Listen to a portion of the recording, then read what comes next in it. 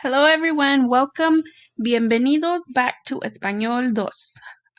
Welcome back to the wonderful world of Español. So, last week we were concentrating on Mexican culture. So, today we will continue to learn about the rich culture of Mexico, but about its influential people. So, that one of the persons that we're going to go over today, that we're going to be learning about today, is Frida Kahlo. She is one of the most well known artists around the world and Mexican artist. Okay, so below we have our lesson, and that's going to be our first step, and then we will go over the rest of the steps for today's lesson. Okay, so like I mentioned, we're going to be going over Mexican artist Frida Kahlo. This is Spanish 2, our culture lesson. Okay, so Frida Kahlo, she was born July 6, 1907, and died July 13, 1954. And this is an image of her. Here we have some facts about Frida Kahlo. Okay, again, she was born on July 6, 1907, and she was born in Coyoacán, Mexico.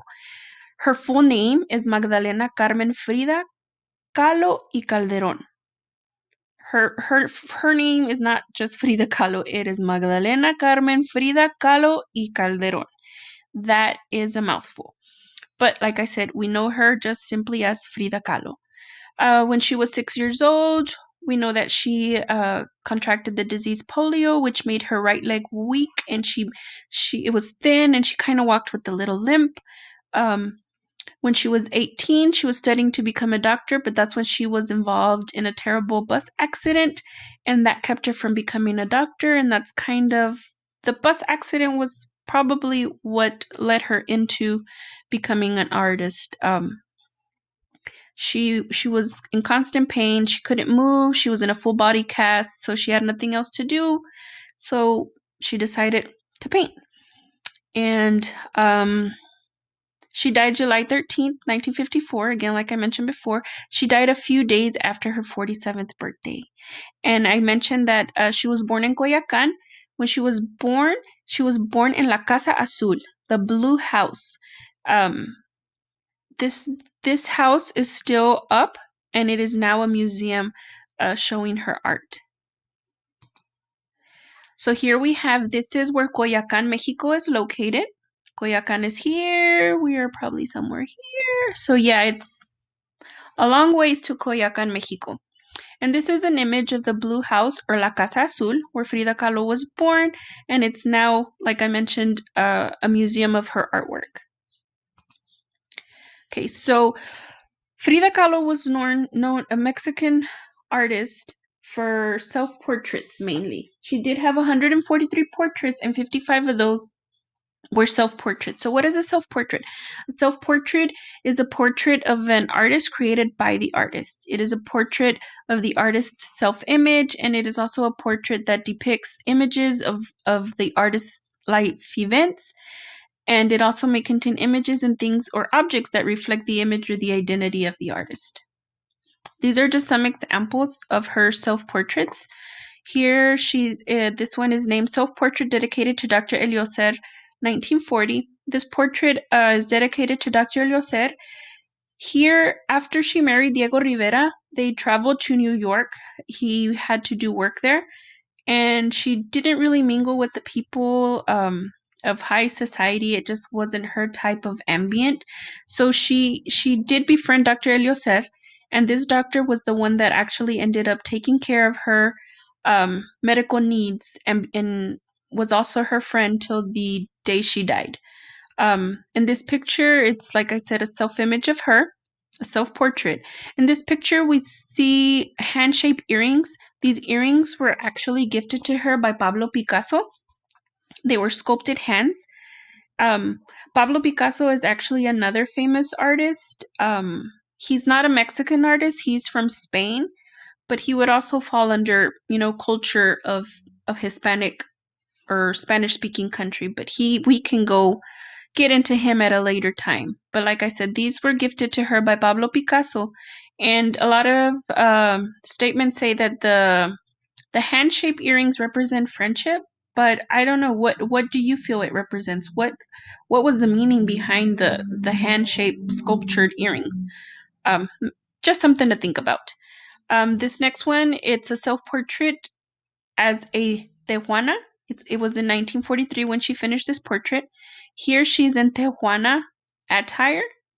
This is attire that the women wear in Tehuantepec, Oaxaca. They wear this as a trademark of being the most independent and proud indigenous women of all of Mexico. Um, so this is, like I said, Tejuana attire. Then we see here an image of Diego Rivera. This portrait is also called Diego on my mind. I don't know if that's why she put him on her forehead, but just something to think about. And now we have Frida and Diego Rivera in 1931. This portrait was painted by Frida soon after she married Diego Rivera. So yes, this is her husband, Diego Rivera. Diego Rivera is actually another well-known Mexican artist, and they both were married. So these are just a few sequence of events of Frida Kahlo, and here we see again a little better focused image of the hand-shaped sculpture earrings that Pablo Picasso gifted Frida. But then these are some sequence of events about Frida Kahlo, again born in 1907. 1913, she gets polio. 1925, she's severely injured in the bus accident. In 1928, she meets Diego Rivera to show her works. 1929, she marries Diego Rivera. And in 1938, she does her first solo exhibition in Mexico City.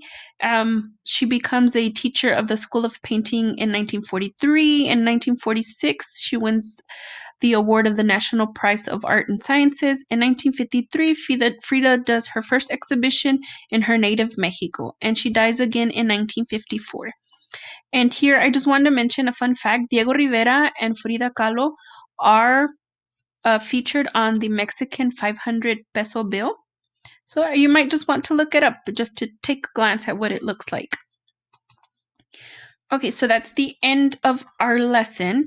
So now we're going to go into step 2. Okay, the following portrait is one of Frida's most famous portraits. I want you just to look at it and just, a couple of seconds concentrate on, the objects in it, her facial expressions. Just in 4 to 6 sentences, tell me what you feel, in your opinion, what Frida Kahlo was feeling when she did this painting. How does it reflect her self-image or her self-identity? I want you to do this on a Google Doc, and you're going to submit it below in the designated area. You're going to just submit your Google link. Like, again, I said just 4 to 6 sentences. Tell me what you think she was feeling when she drew this picture. Or painted the picture, sorry. And here's a link to that same picture if you want to see a better or bigger image of it. Okay, for step 3, since we are doing Mexican artist Frida Kahlo, and she does self-portraits. That's what she was famous for. I want you not to do a self-portrait of yourself, but do a collage of your self-image, of your self-identity. This is an example of mine. I have a Yorkie, my little Luna. Here I put a picture that says family because my family is all to me. I love Dr. Pepper and Mexican food. I love to watch my shows on Hulu. I am a UTSA Roadrunner alumni. I love to go to the river with my family, and I am a huge fan of the Houston Astros. I love baseball. So this is just an example. You can go onto Google Slides and do your collage there, and then click on your slide, copy paste it onto a Google Doc, and then just below there, give me a reflection of your identity, of why you chose those pictures for your collage. And then here I included a link. If you click on it, it just gives you different books, a website with different books that you can read more on Frida Kahlo and her being a Mexican artist. And now for step 4, I have a form here that I would like for you to fill out. I need your name, email, and then these are the designated areas for your assignments. Here you would do the Frida portrait reflection here, and then the link to the Google Doc for your self-image collage here. And then if you could just answer these next questions, let me know what you thought about the lesson. Let me know what I could have done differently, or let me know any topics that you would like to learn more about that are related to the Mexican culture, or maybe not to the Mexican culture, but just let me know. And then that should be it. And we will see you next week. Thank you. Y'all be safe. Take care.